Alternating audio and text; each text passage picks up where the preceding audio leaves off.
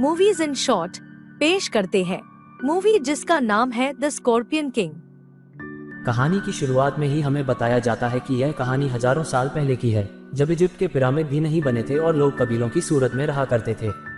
इस दौरान एक कबीले का राजा जिसका नाम मेमनन था, उसने अपनी शक्ति का इस्तेमाल करके अन्य कबीलों पर हमला किया और उन्हें एक एक करके जीत लिया। मेमनन के अपराजित होने का मुख्य कारण एक जादूगरनी थी जो भविष्य देखकर मेमनन को उसकी जीत और हार के बारे में पहले ही बता दिया करती थी। मेमनन इस जादूगरनी के साथ अपनी योजनाएं बनाता था। ऐसे हालातों में बचे कुचे आजाद कबीले मेमनन से लड़ना नहीं चाहते थे, क्योंकि वे जानते थे कि जादूगरनी की मदद से मेमनन को सब कुछ पहले ही पता चल जाएगा। लेकिन एक कबीले का राजा ऐसा भी था जो मेमनन से लड़ना चाहता था, और उसने दूसरे कबीलों से 3 खतरनाक हत्यारों को बुलाया जो वास्तव में उनके अपने कबीले के आखिरी बचे हुए सदस्य थे। उनमें से सबसे बहादुर और मूवी का हीरो मैथायस था। राजा ने उन्हें कहा कि उनका काम जादूगरनी को मारना है, और इसके लिए वो मैथायस को अपने आखिरी बचे खजाने में से 20 कीमती पत्थर देता है। मैथायस राजा के इस प्रस्ताव को स्वीकार कर लेता है। अगली सुबह मैथायस अपने भाई और साथी के साथ उस जगह पहुंचता है जहां किंग मेमनन रुका हुआ था। वे तीनों वहां जादूगरनी को ढूंढने लगते हैं, लेकिन इससे पहले कि वे जादूगरनी तक पहुंच पाते, मेमनन के सोल्जर्स उन्हें देख लेते हैं और उन पर तीर चलाने लगते हैं। यहाँ मौके पर ही मैथायस का साथी मारा जाता है और उसके भाई को पकड़कर बंदी बना लिया जाता है। लेकिन मैथायस जादूगरनी के टैंक तक पहुंच जाता है, और जैसे ही वह जादूगरनी को तीर मारने वाला होता है, जादूगरनी मैथायस से कहती है कि तुम्हारे साथ धोखा हुआ है। जादूगरनी मैथायस को एक तरह से उस धोखेबाज के बारे में बताने की कोशिश कर रही होती है, जिसके बारे में हमको जल्द ही पता चल जाता है। पर क्योंकि जादूगरनी ही मैथायस का अंतिम लक्ष्य थी, और इससे पहले कि मैथायस जादूगरनी को मार पाता, वही वहां पर मेमनन के सोल्जर्स आ जाते हैं और मैथायस को पकड़ लेते हैं और उसे किंग मेमनन के पास लेकर जाते हैं। यहाँ पर उस राजा का बेटा भी आ चुका था जिसने मैथायस और उसके साथियों को जादूगरनी को मारने के लिए भेजा था।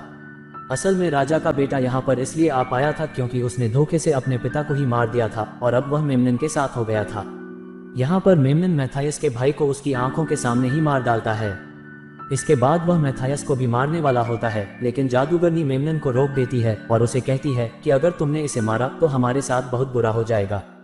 कयामत टूट पड़ेगी, जो कुछ हमने जीता है हम सब कुछ खो देंगे, क्योंकि मैं इसके बारे में जान गई हूँ और यह भगवान के अच्छे लोगों में से एक है, यानी भगवान इस पर बहुत मेहरबान है। ये सुनकर मेमनन जादूगरनी की बात मान लेता है और मैथायस को अपने हाथों से नहीं मारने का फैसला करता है। लेकिन मैथायस को एक दूसरे अनजान चोर के साथ फायर एंड्स के घरौंदे के पास जमीन में गर्दन तक गाड़ देता है। अब इन दोनों के आसपास बहुत सारी खतरनाक फायर एंड्स थी जो अब उनकी तरफ बढ़ रही थी। ये एंड्स इतनी ज्यादा खतरनाक थी कि इन दोनों की लाचारी की हालत में खाकर हड्डियों के ढेर में बदल सकती थी। लेकिन वह चोर किसी तरह खुद को आजाद करने में कामयाब हो जाता है और साथ ही मैथायस को भी वहां से निकाल लेता है और उसकी भी जान बचा लेता है। अब मैथायस मेमनन को मारकर उससे अपने भाई और साथी की मौत का बदला लेना चाहता है, इसीलिए वह चोर के साथ मेमनन के राज्य की तरफ निकल पड़ता है। इसके बाद मेमनन दिखाई पड़ता है जो बाकी बचे राज्यों पर भी कब्जा करना चाहता है, लेकिन जादूगरनी उसे ऐसा करने से मना कर देती है। वह कहती है कि लड़ाई झगड़ा करके कभी भी सुकून और अमन हासिल नहीं किया जा सकता। इस पर मेमनन कहता है कि मैं इस पूरी दुनिया का राजा बनना चाहता हूँ। राजा बनने के बाद मैं तुमसे शादी कर लूंगा, लेकिन जादूगरनी उसे कहती है कि अगर मैं तुम्हारे साथ शारीरिक संबंध में आ गई तो मेरी भविष्य देखने की शक्ति उसी वक्त चली जाएगी। इस पर मेमनन कहता है कि एक बार जब मैं सब कुछ हासिल कर लूंगा तो उसके बाद मुझे तुम्हारी किसी भी ऐसी शक्ति की जरूरत नहीं रहेगी। यहाँ मैथायस और वह चोर दोनों उस राज्य में आ जाते हैं जहाँ पर मेमनन रहता था। वहां पहुंचते ही एक बच्चा मैथायस से राजा की दी हुई कीमती पत्थरों की थैली लेकर भाग जाता है, लेकिन मैथायस उस बच्चे को पकड़ लेता है। वह बच्चा वहीं का था, इसलिए वह वहां के कोने कोने को जानता था।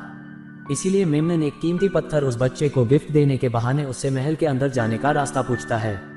वह बच्चा उसे महल के अंदर ले जाता है जहां पर उन्हें एक बूढ़ा आदमी मिलता है जो अलग अलग वैज्ञानिक उपकरण बनाने की कोशिश कर रहा होता है। ये बूढ़ा आदमी भी मेमनन को पसंद नहीं करता था, क्योंकि मेमनन का रवैया उसके साथ अच्छा नहीं था। बूढ़ा आदमी चाहता है कि वह बारूद बनाकर उसे मेमनन के खिलाफ प्रयोग करें।